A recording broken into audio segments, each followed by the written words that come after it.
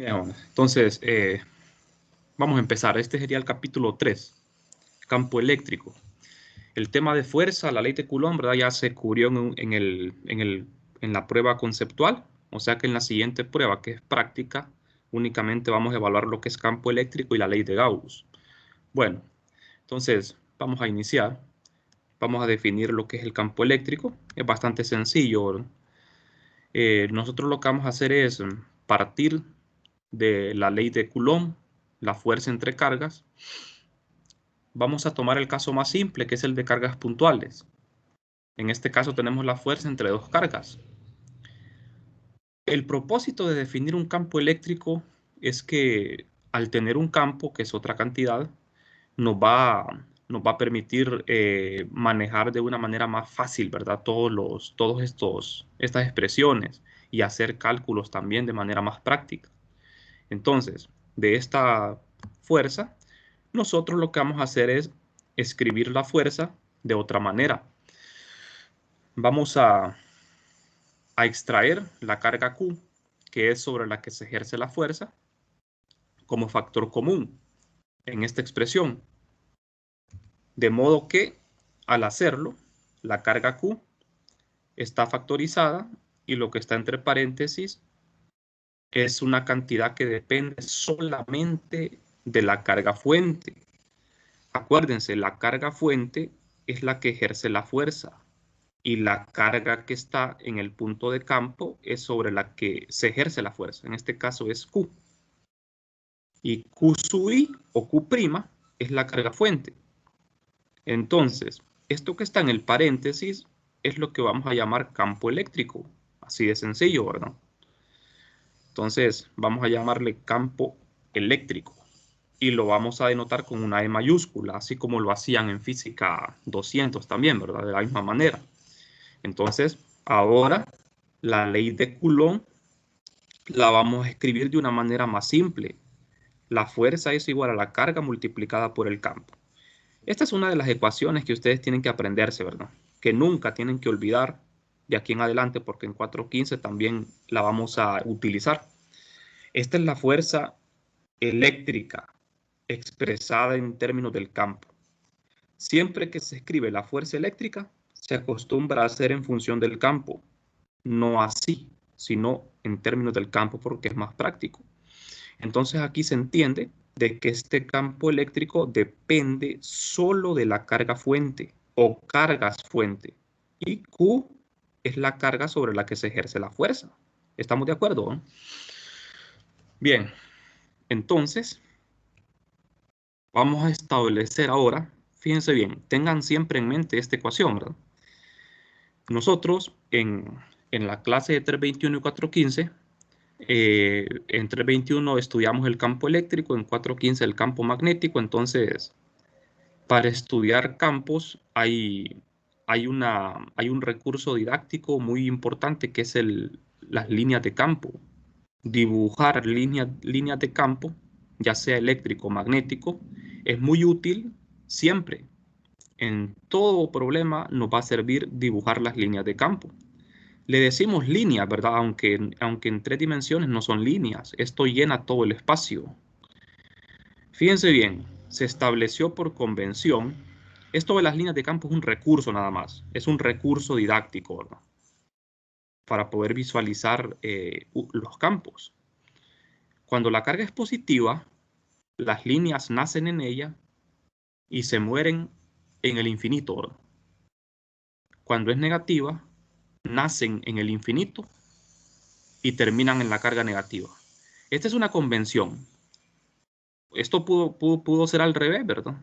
Pero así lo determinaron. Entonces así quedó establecido. A esto se le conoce como línea de campo eléctrico. Esto es una abstracción, ¿verdad? Porque los campos son invisibles, esto no se puede ver, de manera que este es un modelo únicamente para tener una mejor comprensión, ¿verdad? Bueno, nosotros siempre vamos a asumir de que las cargas se encuentran en reposo, porque es electrostática, ¿verdad? El campo es electrostático. De manera que estos campos también van a ser estacionarios. Este campo va a ser estacionario, no va a sufrir modificaciones en el tiempo. Ahora bien, nosotros comenzamos con cargas puntuales, ¿verdad? Que es el caso más sencillo de todos. Recuerden bien, ¿verdad?, cómo dibujar líneas de campo. Las líneas de campo eléctrico tienen una característica, a diferencia del campo magnético. Bueno, el campo magnético no vamos a estudiar, ¿verdad?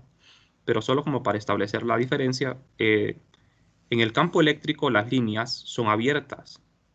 Significa que las líneas siempre nacen en una parte y mueren en otra. Nunca se cierran. O sea, quedan abiertas, ¿verdad? Nunca se cierran. Esa es una característica que tiene el campo eléctrico. Siempre se cumple, ¿verdad? Siempre se cumple. Bueno, entonces, aquí tenemos una carga fuente y una carga de prueba. Cuando nosotros establecemos el campo eléctrico llena todo el espacio, ¿verdad? Fíjense que una importante aclaración es que nosotros empezamos a estudiar esto en el vacío, ¿verdad? Nosotros hacemos de cuenta de que la carga está rodeada de vacío, porque si existe materia aquí, la materia afecta el campo, afecta la materia y viceversa, ¿verdad? La materia afecta el campo, porque cuando nosotros trabajamos en el vacío, tenemos que definir una cantidad, que es esta cantidad que aparece acá, ¿verdad? La permitividad del espacio vacío o libre. Entonces, cuando estamos en el vacío, siempre tenemos que utilizar la permitividad del vacío. Entonces, yo tengo esta carga de fuente. Fuente se refiere a que es la carga que genera el campo. De ahora en adelante vamos a ir modificando nuestro lenguaje, ¿verdad? Ahora cuando digamos carga fuente, nos referimos a la fuente de campo eléctrico, porque las dos cargas generan campo eléctrico, ¿verdad? Tanto la carga de fuente como la carga de prueba. A la carga de prueba se le llama así porque esta carga me sirve para comprobar la existencia de un campo. Porque vamos a ver, los campos no se sienten, no se pueden ver, son invisibles. Nosotros los humanos no podemos sentir los campos ni los podemos ver. Entonces, ¿de qué manera podemos saber que existe un campo en el espacio? La única manera es con cargas de prueba. Entonces, para comprobar que existe un campo, ponemos una carga y si esta carga experimenta una fuerza es porque hay un campo. ¿De acuerdo? Siempre que existe un campo, la carga va a sentir una fuerza. Inmediatamente, esto es a la velocidad de la luz, ¿verdad? Es al instante. Es como, vamos a ver, ustedes ya conocen campos, ¿verdad? De otra naturaleza, por ejemplo, el campo gravitacional, ¿verdad? Que estudiaban en física 100. La gravedad, la gravedad de la Tierra es un campo. ¿Quién es la fuente del campo gravitatorio? Es la Tierra, ¿verdad? La masa de la Tierra. Entonces, cualquier objeto que tiene masa colocado dentro del campo de la Tierra siente una fuerza. ¿Cómo se llama esa fuerza? ¿Cómo se llama la fuerza que siente un objeto en el campo gravitatorio de la Tierra? ¿Alguien lo recuerda? Fuerza gravitacional. Sí, ¿verdad? Fuerza gravitacional, pero ¿alguien más dijo otra cosa ahí? El peso. El peso, ¿verdad? Así se le llama comúnmente, ¿verdad? También está bien decir fuerza gravitacional, ¿verdad? Pero se le llama peso. La Tierra es la fuente del campo gravitacional. G, ¿verdad? Que el campo gravitacional, en vez de una E, es una G. Apunta hacia el centro de la Tierra. Entonces, cualquier objeto que tiene masa siente el campo gravitacional, siente una fuerza. Y a esa fuerza le llamamos peso. ¿De acuerdo? Fíjense bien la relación, ¿verdad? La fuerza gravitacional es M por G, donde G es el campo gravitatorio y M es la masa. En el caso eléctrico, en vez de M tenemos la carga y en vez de G tenemos la E. Entonces, en un campo eléctrico, los campos eléctricos lo sienten objetos que tienen carga, mientras que los campos gravitacionales lo sienten los objetos que tienen masa. ¿De acuerdo? Entonces, ustedes ahí pueden establecer sus diferencias, analogías, y pueden comprender mejor cuando uno establece estas comparaciones con el campo gravitacional. Fíjense bien, jóvenes. El hecho de definir un campo es porque yo voy a utilizar el campo para calcular fuerza. Si yo defino un campo y no calculo fuerza, prácticamente no me sirve de nada el campo, ¿verdad? ¿Para qué me sirve conocer el valor de la gravedad de la Tierra, que es 9.8? 9.8 metros por segundo cuadrado es el valor del campo cerca de la superficie de la Tierra, ¿verdad? Pero ¿para qué me sirve ese valor del campo? Me sirve para calcular el peso, ¿verdad?, de los objetos, una vez multiplicándolos por el campo. Entonces, ¿para qué me va a servir un campo eléctrico? El campo eléctrico yo lo voy a calcular en el espacio, asumiendo que existe vacío. Conociendo el valor del campo, después vengo yo y pongo una carga de prueba y la multiplico por el campo y ya tengo la fuerza eléctrica. Entonces, ustedes se preguntarán, ¿con qué objetivo definimos un campo? Con el objetivo de calcular fuerza. Por ejemplo, si a mí me dicen, ¿cuál es la gravedad en Júpiter, verdad? Yo me puedo aprender de memoria, ¿verdad? ¿Cuál es la gravedad en Júpiter, en la superficie? Pero ¿de qué me sirve saberlo si nunca voy a calcular peso en Júpiter? Porque yo no vivo ahí, ¿verdad? Vivo en la Tierra. Entonces lo mismo pasa con el campo eléctrico, ¿verdad? Si yo conozco el valor de un campo en un punto y nunca lo voy a utilizar para calcular fuerza, entonces prácticamente no estoy haciendo nada, ¿verdad? Nada de provecho. Bueno, entonces, acuérdense de estas palabras que son carga fuente, fuente y prueba. Carga fuente y carga de prueba. La carga de prueba es la que me va a servir para comprobar la existencia de un campo y la carga fuente es la fuente del campo. Ambas cargas se supone que están en reposo, ¿verdad? Que no se van a mover.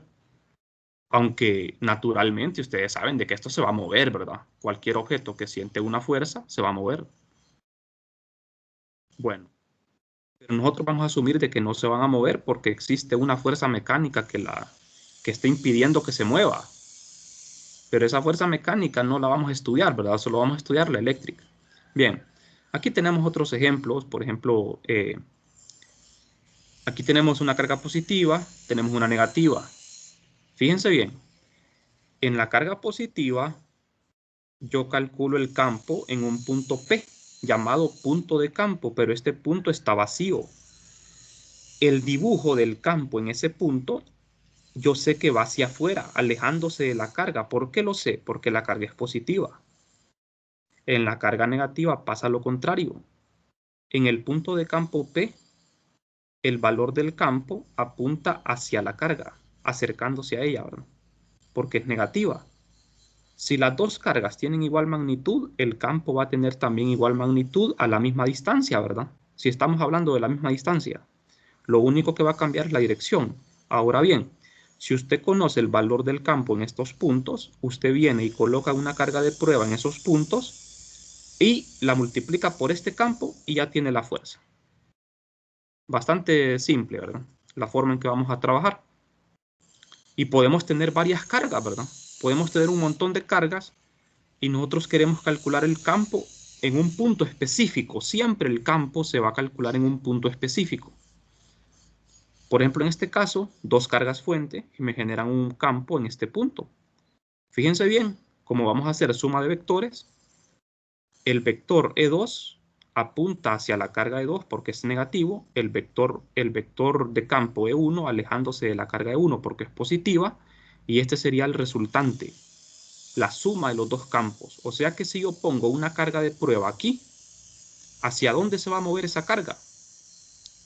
Se va a mover en la dirección del campo o contrario a ella. Esa es una buena pregunta, ¿verdad?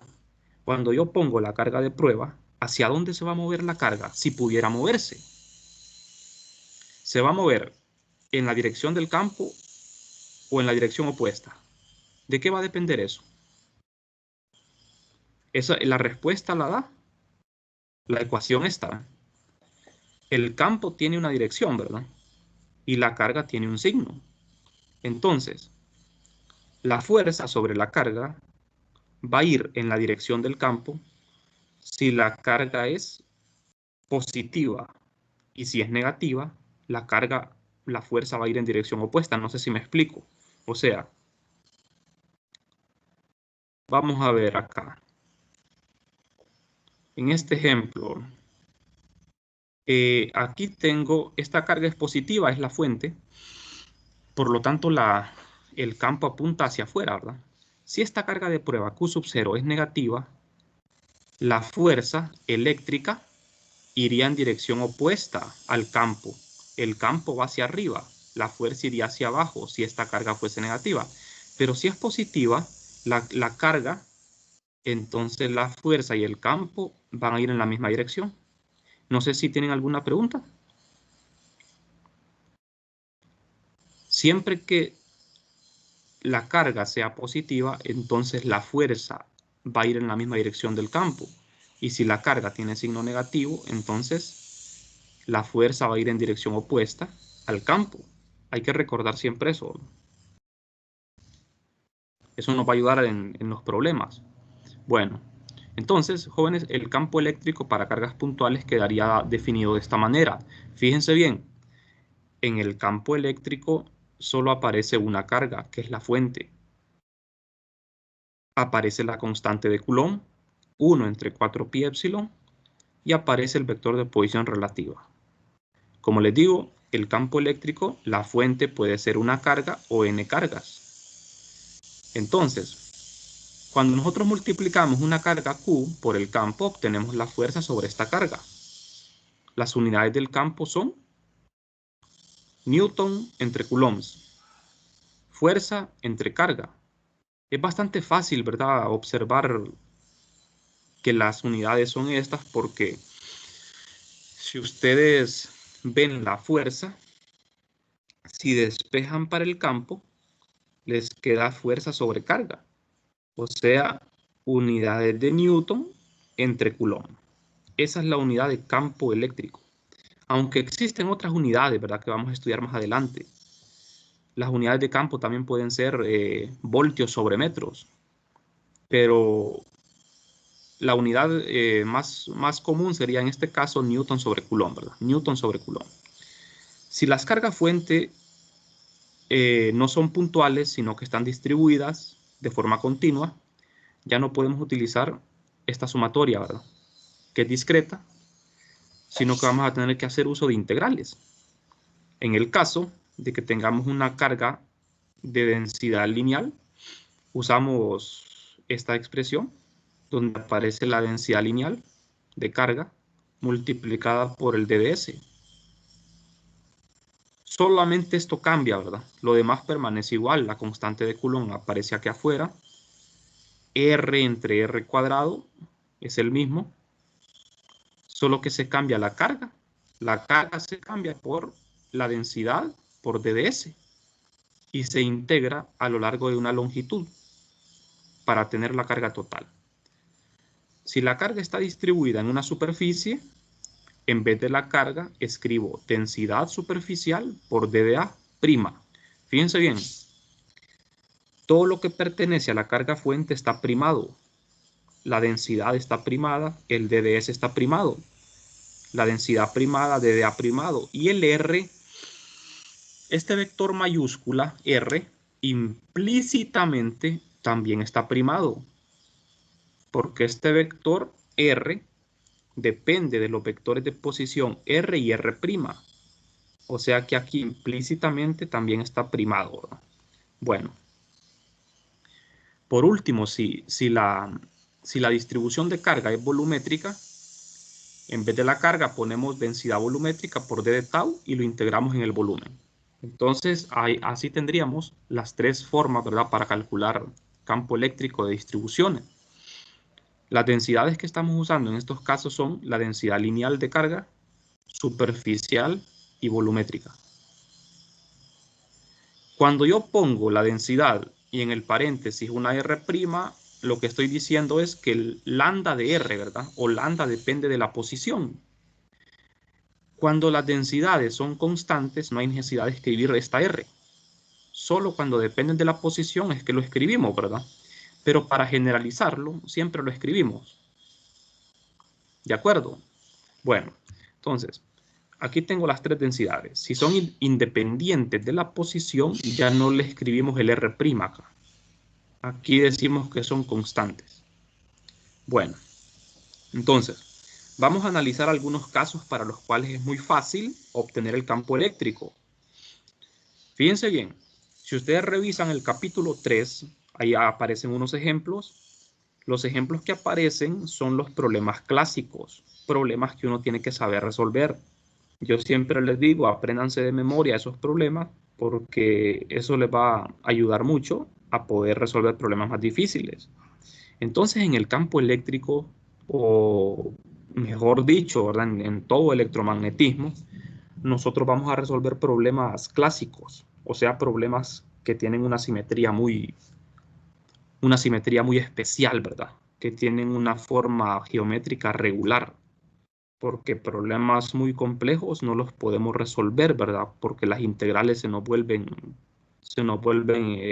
demasiado complicadas. Entonces, cuando hablamos de campo eléctrico, nosotros vamos a estudiar la línea infinita de carga uniforme, el plano infinito de carga uniforme. Para empezar, ¿verdad? Esto sería lo primero, línea infinita y plano infinito. Aunque la línea no necesariamente tiene que ser infinita, ni el plano tiene que ser infinito, pero cuando son infinitos, el problema se vuelve más sencillo. Entonces, estos dos problemas son problemas de los más importantes. ¿De acuerdo? Y también está el problema de la esfera. Ese problema de la esfera que yo le resolví en el capítulo 2, la ley de Coulomb, ese mismo problema lo vamos a resolver para campo eléctrico y es mucho más fácil, más bien. Bueno, entonces vamos a comenzar con el caso de la línea infinita. Vamos a suponer que tenemos una línea infinita que coincide con el eje Z. En este caso, la densidad, como es una línea, es densidad lineal y va a ser constante. Vamos a colocar el punto de campo sobre el plano XY. Cuando digo punto de campo, me refiero al punto donde voy a calcular dicho campo. Va a quedar en un punto arbitrario sobre el plano XY. Debemos obtener el campo en un punto situado a una distancia ρ del origen. ¿De acuerdo? Necesito la distancia al punto de campo, que es ρ. Bueno, entonces, tenemos una línea que es infinita. Vamos a usar coordenadas cilíndricas porque es más fácil, aunque también se puede en cartesiana, ¿verdad? Esta ρ es la distancia desde el origen, que se encuentra en el plano XY, hasta el punto de campo, en P. Bueno, entonces, lo que vamos a hacer es localizar desde el origen el punto de campo y el punto fuente. El punto fuente es un punto arbitrario que se puede encontrar en cualquier punto de la línea. El punto fuente es un punto arbitrario que puede estar en cualquier parte de la línea, solo que tienen que tener cuidado. Muchos estudiantes cometen errores, ¿verdad? De que el punto fuente a veces lo ponen en el origen y el vector se les hace 0. Eso no puede ser así, ¿verdad? El punto de campo de fuente, quiero decir, tiene que estar localizado a una distancia z arbitraria.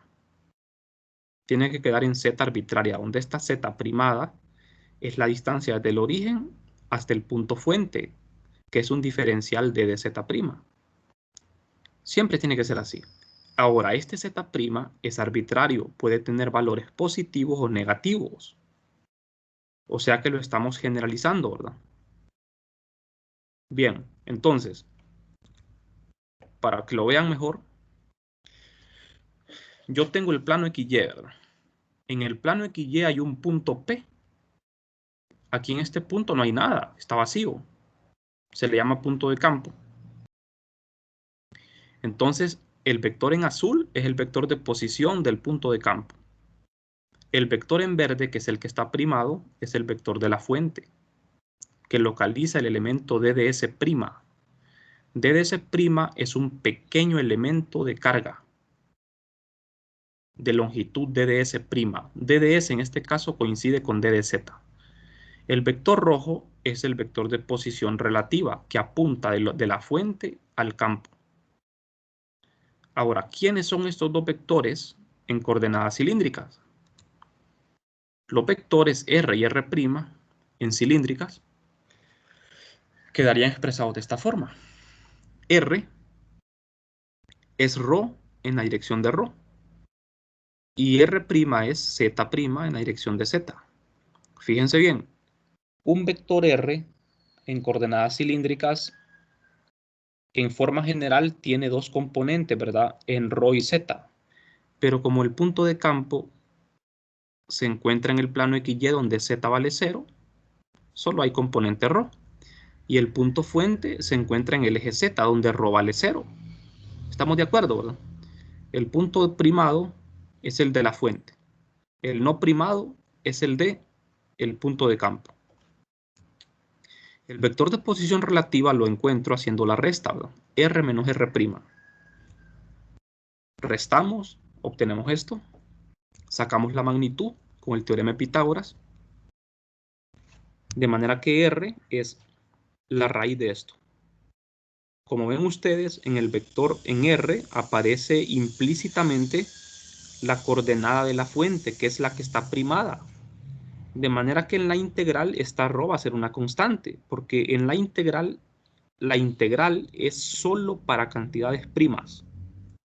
Entonces, como lo que estamos haciendo es una línea, vamos a usar esta integral, donde lambda es constante. El DDS en coordenadas cilíndricas sería DDZ. ¿De dónde sacan el DDS? Del vector general en cilíndrica, ¿verdad? El vector general, el elemento de línea en cilíndricas tiene tres componentes, una en ρ, una en z y una en phi. Pero en este caso, la componente phi y z y ρ son 0, ¿verdad? Esta componente solo tiene dirección en z. O sea, el DDS' es DDZ'. ¿Estamos de acuerdo, ¿verdad? DDS' es DDZ'. Fíjense bien que no es vector, es magnitud nada más. Entonces, la densidad la podemos sacar de la integral porque es constante. Y siempre tenemos que hacer un cambio. Miren, R unitario, lo mismo que hacíamos en la ley de Coulomb. Este R unitario lo tenemos que escribir como R entre R magnitud. De manera que abajo me queda R al cubo y arriba me queda R vector. Así ve. R vector entre R al cubo.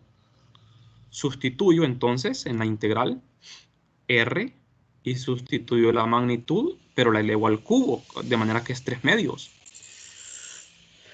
Y los límites de integración son de menos infinito a más infinito porque estamos integrando sobre la línea infinita. Ahora, esta integral, ustedes la pueden ver en las tablas. Esta integral, jóvenes, es muy simple. Es bastante sencilla por una razón. Porque como ustedes ven, la variable de integración es z'. Ρ es una constante. Aquí la pregunta es, ¿será necesario cambiar este ρ unitario a coordenadas cartesianas? ¿O lo puedo dejar así?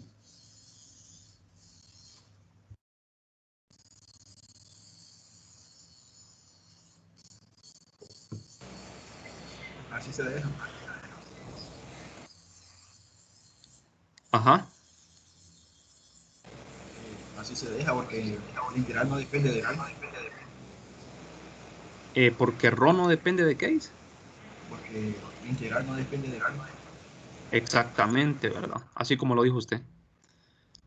Se deja así porque ρ unitario depende de phi, pero la variable de integración no es phi, es z. Si la variable de integración fuese phi, ahí sí tendríamos que cambiar este ρ en función de coordenadas cartesianas, ¿verdad? Pero como no depende de phi la integral, entonces lo podemos dejar así como está. De manera que tenemos dos integrales, una componente ρ y una z. ¿Ok? La primera integral, que es la que va en dirección ρ, es esta. Fíjense bien, z es primado, ¿verdad? Z es primado, es la variable. Y la otra integral es esta, ¿verdad? La integral en ρ y la integral en z. Bueno, entonces, fíjense bien, para ahorrarnos trabajo, porque ustedes saben de que en un examen, ¿verdad? Uno necesita tiempo, ¿verdad? Entonces, para evitar hacer trabajo de gusto, uno tiene que aprender ciertos truquitos, ¿verdad? O tips, ¿verdad? Por ejemplo, aquí la segunda integral de z, esta integral es 0, sin necesidad de calcularla. ¿Por qué sabemos que es 0? Porque el intervalo de integración es simétrico, va de menos infinito a más infinito.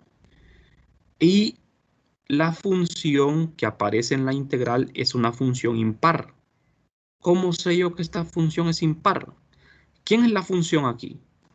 La función es z' entre la raíz de ρ cuadrado más z' al cuadrado. Esta es la función. Olvídense de este signo menos. Piensen solo en la función.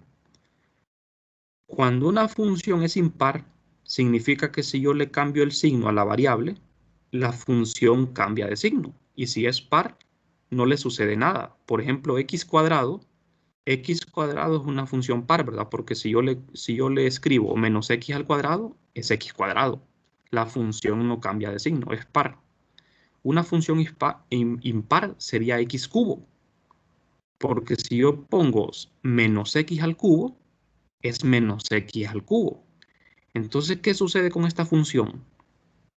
La función está en z, ¿verdad? Rho es una constante. Entonces, si yo sustituyo menos z aquí y aquí abajo también menos z, la función cambia de signo.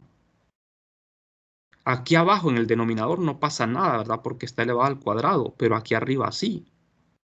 Si yo le cambio el signo al z, menos por este menos, queda positivo, de manera que la integral cambiaría de signo. Entonces, cuando esa función es impar y el intervalo es simétrico, la integral es 0. No sé si me explico, jóvenes. ¿Tienen alguna duda? Fíjense bien, si este z no apareciera aquí, si este z' no apareciera, la función sería par, no se haría 0. Porque si este z no apareciera aquí en el numerador, solo en el denominador, entonces en el denominador al cambiarle el signo, no pasa nada porque está al cuadrado. Pero esta z que está aquí arriba es la que convierte a esta función en una función impar. Ustedes pueden hacer la prueba en su casa, ¿verdad? Integren, por ejemplo, si ustedes integran x cubo desde menos a hasta a, eso es 0. Ahora, si integran x cuadrado desde menos a hasta a, eso no le va a dar 0. Entonces es fácil, ¿verdad? Comprobar eso, de que una función par o impar, dependiendo de si el intervalo es simétrico o no, la función se anula. Con esta otra función de acá arriba, la que está en la dirección de ρ, aquí no pasa nada, aquí no se anula, porque ρ es constante. Si ustedes en esta función de aquí arriba sustituyen menos z, le cambian el signo a z, ¿qué le pasa a la función? No le pasa nada, porque z está al cuadrado. ¿Estamos de acuerdo, verdad? Entonces no hay necesidad de hacer esta integral, solo vamos a hacer la integral en ρ. Acuérdense bien, ¿verdad? Cuando la función es impar y el intervalo de integración es simétrico, la integral se anula. Tengan cuidado en eso, ¿verdad? Porque si aquí yo cambio, por ejemplo, si la integral fuese de 0 a infinito, ya no sería 0. Entonces, para que lo recuerden, una función es par cuando el signo de la variable, al cambiar el signo, la función no cambia. Y es impar cuando le cambiamos el signo y la función cambia. Por ejemplo, el coseno es par, ¿verdad? Coseno de x es igual a coseno de menos x. El seno es impar. Seno de menos x es igual a menos seno de x. Entonces es par cuando no cambia con el signo y es impar cuando sí cambia, cuando hay un cambio de signo en el argumento de la función. Entonces fíjense bien, solo para aclarar más todavía, ¿verdad? La función que aparece acá es una función f de z'. Esa función es z' entre ρ cuadrado más esto a la 3 medios. Si yo le aplico esta prueba, esta se llama la prueba de la paridad de una función, así se llama, cuando uno quiere comprobar la paridad de una función. Entonces, sustituyo en el argumento el signo menos. Le cambio el signo a la variable z, en el denominador también, pero como está al cuadrado no pasa nada. Entonces, ¿qué sucede? De estas dos que tengo acá, de las dos opciones, puedo ver que la función es impar, ¿verdad? Porque la función cambió de signo. Aquí es positiva y acá se volvió negativa, entonces es impar. ¿Estamos de acuerdo? La función es impar, ¿verdad? Si esta, como les decía al inicio, si esta z no apareciera aquí, si aquí fuera 1, por ejemplo, o fuera ρ, cualquier otra cosa, la función sería par. Entonces, la única integral es la integral en la dirección de ρ. ρ es un vector variable, pero no depende de z, entonces podemos hacer esta integral. Podemos sacar este ρ, ¿verdad? Porque es constante. Y la integral es esta, que es una integral bastante fácil. La pueden ver en tablas. El resultado de esta integral indefinida es esto. Al evaluarlo de menos infinito a más infinito, aquí sí, ¿verdad? Tenemos que hacer una serie de cálculos. Esta solo es la integral indefinida. En el examen, siempre que les toque hacer estas integrales, ustedes tienen que poner la integral indefinida y ustedes la tienen que evaluar. Si ya me dan la integral evaluada, eso les va a quitar puntos, ¿verdad? Porque, o sea, no estarían haciendo ningún trabajo ustedes, ¿verdad? Lo que se les permite en el examen es que ustedes puedan ver en tablas o en matemática, ustedes puedan resolver la integral indefinida, pero ustedes tienen que evaluar la integral. Si usted ya me evalúa la integral de un solo, entonces no estaría haciendo ningún trabajo, ¿verdad? Entonces, aquí tenemos esta función. Al evaluarla en los límites, entonces, este ρ cuadrado es constante, la variable z'. Entonces, aquí me queda esto, miren. Tengo que evaluar esto en más infinito y después en menos infinito. Entonces, ¿qué sucede? Si ustedes meten aquí más infinito y menos infinito, llegan a algo indefinido, ¿verdad? Les queda más infinito entre más infinito. Entonces, para quitar esa forma indefinida, hay que hacer un truquito aquí, ¿verdad? Eso que es bastante clásico en cálculo, ¿verdad? Factorizamos z cuadrado aquí en la raíz, en el denominador, de manera que sale z cuadrado, pero lo que sale es un valor absoluto, ¿verdad? Aquí creo que me faltó la raíz, ¿verdad? Aquí me comí esa parte, la raíz.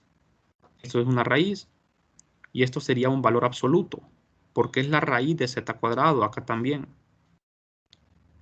Entonces, ¿qué sucede? Aquí está mejor, ¿ve? Aquí ya está corregido. La raíz de z cuadrado es valor absoluto de z. Acá también la raíz de z cuadrado, valor absoluto de z. El numerador no cambia. Y acá me queda la raíz de esto, ¿eh? Entonces, cuando yo evalúo los límites, me tengo que fijar en la tendencia del límite. En el primer límite, z tiende a valores positivos. Tiende a infinito, pero infinito positivo. O sea, z siempre es positivo. Y por definición de valor absoluto, si algo siempre es positivo, solo se quitan las barras, ¿verdad? Y este z con este z se cancela. Mientras que en el otro límite, z tiende a menos infinito. Es decir, que los valores de z siempre son negativos. De manera que, por definición de valor absoluto, el valor absoluto de un número negativo siempre tiene que ser positivo. Entonces lo multiplico por un menos, ¿verdad? De manera que este z que está aquí tiene que multiplicarse por un menos. Entonces me quedaría z entre menos z y es menos 1. ¿De acuerdo? O sea, esto que tengo acá. En el primer límite, se canceló z. Pero en el segundo límite se cancela z, pero me queda -1 porque es z entre -z. ¿Estamos de acuerdo, verdad? Ahora, ustedes evalúan este límite. Rho es una constante. Rho no es infinito, ¿verdad? Es una constante, de manera que este número entre algo infinito es 0, me queda la raíz de 1, que es 1. Acá me queda también la raíz de 1, 1 entre 1, y acá me queda -1 entre 1, que es -1. De manera que el resultado es 1 menos -1. O sea que me queda 1 menos -1, eso es 2, ¿verdad? El resultado de esta integral es 2 entre ρ cuadrado. ¿Estamos de acuerdo? Entonces, el resultado del campo eléctrico sería este. Sería esta parte, que aquí es donde aparece la constante de Coulomb, multiplicada por 2 entre ρ, ya simplificado, es lambda entre 4pi épsilon en la dirección de ρ. Aquí bueno, aquí se cancela este ρ, me faltó eso, ¿no? Aquí se cancelaba este ρ. Pero aquí es que aquí cometí un error. Aquí era un ρ cuadrado, ¿verdad? Ahí lo pueden corregir en su casa. Es bueno que vayan tomando nota ustedes en su casa, ¿verdad? Para ir corrigiendo errores. Es ρ entre ρ cuadrado, de manera que aquí abajo tiene que aparecer un ρ. Tienen que corregir ese error. Corrijan ese errorcito, ¿verdad? El campo eléctrico depende de 1 sobre ρ. Varía inversamente con la distancia al punto de campo. ¿De acuerdo? No Entonces debería el ser campo... ahí 2pi epsilon Ajá. sub 0, no. Por, Sí, también, es cierto, es cierto. Esos son errores, ¿verdad? Son errores de dedo, ahí lo voy a corregir. Es cierto lo que dice usted. Es 2 entre 4, eso es un medio, ¿verdad? Entonces quedaría lambda entre 2pi epsilon por ρ, para que lo corrijan. De todas formas, en el libro ahí pueden ver ustedes este resultado. Lambda entre 2pi epsilon por ρ. ¿Qué pasa cuando ρ se hace infinito? El campo se hace 0, ¿verdad? Muy lejos de la línea, el campo se anula, porque varía inversamente con la distancia. Entonces, jóvenes, aquí tenemos el primer ejemplo de cómo calcular un campo para una distribución continua, ¿verdad? El día de mañana vamos a ver otro problema, que es el campo de un plano infinito. Este problema también es muy importante saberlo resolver, porque con este problema nosotros vamos a poder hacer problemas que involucren varios planos. Entonces, bien, no sé si hay preguntas en la clase de hoy. Buenas, Lick. Ajá, dígame. No, que hable el compañero primero. Sí. Ajá. No, mi pregunta era sobre el valor de esas integrales, donde las encontramos, Lick, que lo escuché que dijo para, Sí, digamos, mire, es que en clases presenciales había una tabla de fórmulas que se vendía, pero como ahorita estamos virtual, esa tabla de fórmulas yo creo que solo se puede conseguir en forma física, no se puede conseguir en digital. Yo tengo entendido que no está en digital, entonces si ustedes las pueden conseguir en físico estaría bien. Lo que pueden hacer, Lick, si no, ajá, yo tengo unas tablas de esas, no sé si serán las mismas, las puedo mandar sí, esa tabla se llama tabla del doctor Pérez, ¿verdad? Tabla de fórmulas del doctor Pérez, así dice, ¿verdad? Es una libreta. Entonces, esa tablita de fórmulas, que es una libreta, aparecen todas las integrales resueltas. Todas las integrales, pero de bueno, forma entonces indefinida. a O ver sea, si el compañero las puede enviar. Escuché que sí, dijo que las tenía. eso sería bueno. Y si a un caso no tienen esa tabla, entonces lo que pueden hacer es usar matemática, el programa. Ustedes pueden resolver con matemática la integral indefinida, ¿verdad? Y ustedes la evalúan en los límites. Eso es válido que lo hagan, ¿verdad? Eso es válido, eso no hay ningún problema, solo que tienen que evaluar los límites siempre. Bueno, entonces vamos a quedarnos por aquí el día de hoy. Seguiríamos mañana. No olviden, ¿verdad?